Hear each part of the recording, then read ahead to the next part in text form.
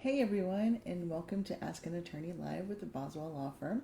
I'm Dwayna Boswell Loshell, owner and CEO of the Boswell Law Firm. And I just wanted to say that I missed doing this live video last week.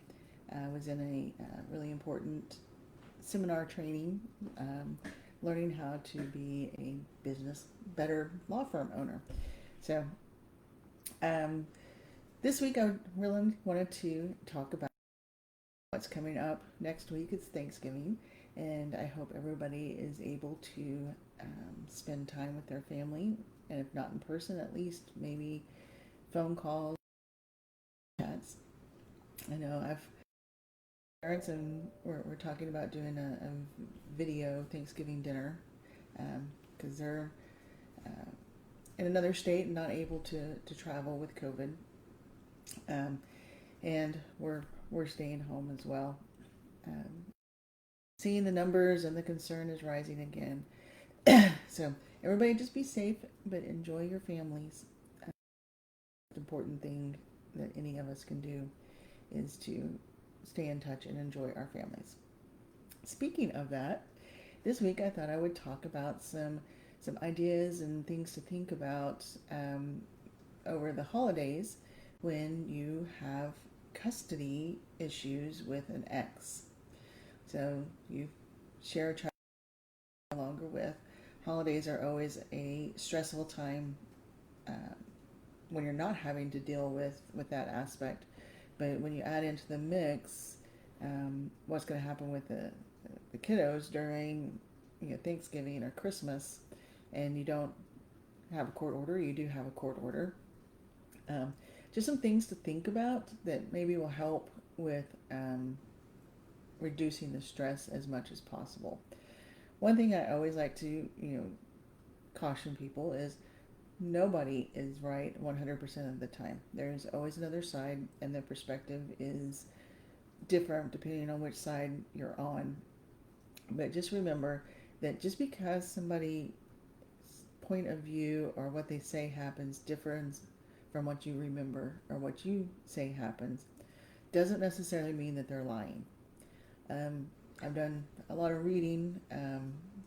The Invisible Gorilla is a really cool book to read if anybody wants some reading tips over the holidays. But it talks about how people are so sure of the way events happened, but our brains can play tricks on us, and nobody ever remembers accurately everything that happened for a certain event. And that's why, as an attorney, we always say record, record exchanges, record phone calls. As long as you're a part of a phone call, you can record it. Now, you cannot record a phone call between the child and the other parent unless the other parent has consented to that recording. So just keep that in mind. But you want to make sure that you have some sort of documented proof of the events because as human beings, our memories aren't great. No matter what your age is or how well you think you can remember things, there's always our past experiences and just the way that we approach life is different for every person. And so, two people can tell you the same set of facts for an event, and they're going to be, completely different from each other, and neither one is wrong. So just try to always, keep an open mind that maybe you aren't necessarily right, and the other side isn't necessarily lying. Now, there are always exceptions to those circumstances, um, but you know your ex better than anyone else probably, and can make those assessments on your own. But just remember, evaluate the situation and see if it's something that's worth the increase in stress, or if it's something that you can just let slide any disagreements. And plan ahead. That always helps with um, those stressful situations. Always get something in writing. And now I'm talking about when we don't have a court order saying exactly when each person is going to have time with the kids. Um, so you want to make sure that you get something in writing so everybody is on the same page, and we don't have the he said she said of, well, you said you were going to bring them back at this time, and they say, no, we said this time. So plan ahead, get with the other parent, and try to solidify those plans in writing if you don't have a court order. Or if you do have a court order and you need to change it for whatever reason, you always want to make sure that those changes to the court order are documented in writing, because generally most court orders allow you to do visitation whenever mutually agreed. So you are always able to come to different agreements. Just know that a court can't enforce an agreement, they can only enforce the order. But you want to make sure that you have any changes to that order in writing. So if the other side does take you to court to try to enforce it, you would have the written proof of the fact that you guys had changed the order for that period of time. So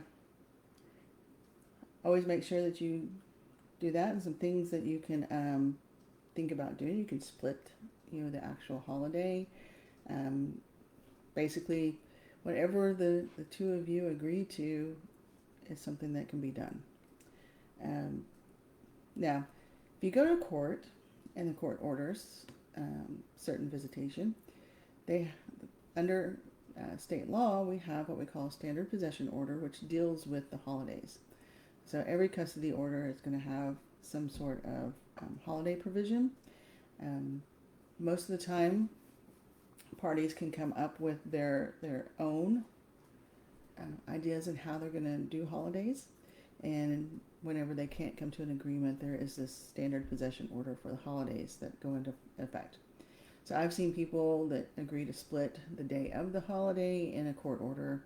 When the two sides can agree to something, really, it's their imagination is the boundaries of what can happen and how holidays are handled in a court order.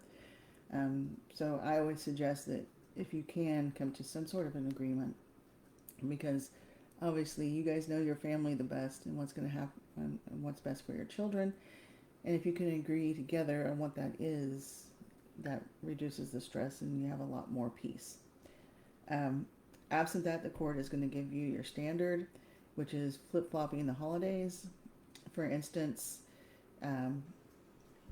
if mom gets Thanksgiving, dad's going to get the first half of Christmas, which you look at the school district you're in. So when the kids are released for the winter holiday, then they're gonna that controls the day that it starts, because it's when they're released until noon on the 28th, and then it goes back to mom on the noon on December 28th until the children return to school. If they're not in school, you still use the dates that the school district you live in provide. So that's how that kind of goes, and that's a standard. And then the next year, those dates flip. So if mom gets Thanksgiving this year, dad will get Thanksgiving next year, and then the Christmas or winter holiday changes, flip-flops too. So that's a real quick breakdown of the holidays and some ideas on hopefully reducing some stress. Communication is always the key in these situations, just to make sure that everybody's on the same page, and don't just rely on what you've heard. You want it in writing in some way of what the holiday plan is going to be. And formal, it doesn't have to be signed and notarized. Simple text messages or emails often are very effective. There's also an app, several apps that you can communicate through.